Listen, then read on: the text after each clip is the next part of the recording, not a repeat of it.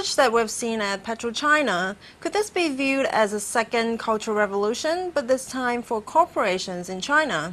Well, I don't think so.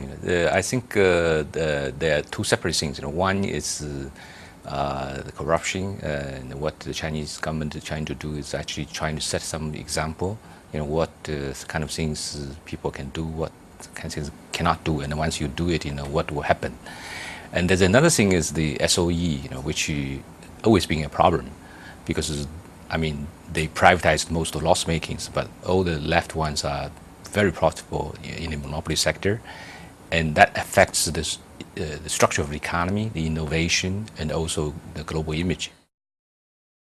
Xi Jinping is looking at these state-owned enterprises like PetroChina, and the problem with most of the SOEs is more of structural in nature, like spending lots of money and not looking at their accounts. Well, I think most of the SOEs, I think their problems is less of corruption, is more of structure in nature. They monopolize the sector. Well, I think if you look at the last 30 years, the SOEs built all the infrastructures, the telecom, the highway. So in that sense, it made contribution.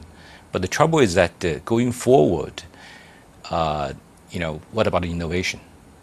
What about the cheap capital which is feeding the bubbles? So those are really the issues which less prominent than corruption. Corruption is actually isolated cases, but the state sector as a whole is a structural issue. So is he going to move in quickly and take out more people at the top of these SOEs? I think he has to do, in both fronts. He has to take out all those corrupted, the persons, and he also have to do the structural change, in his SOEs in the economy. There's no way you can do one without the other. Will he face any sort of fury in doing this? Well, I think if you look at the back at the history, he is probably has the most power, since 1949 to do reform. So in that sense, I think the question for him is how to do the reform so it can, reach the order, which China needs. Because right now, it's not like 10, 20 years ago. China has all the infrastructures, has all the markets, but there's a little bit disorder, and that needs to be sorted out. And the corruption is a key issue. It has to sort it out, and also the monopoly is another issue. He has to find a way to limit. How long will it take him? 1 year or 5 years? Well, he has 10 years, basically. So I think next few years will be critical.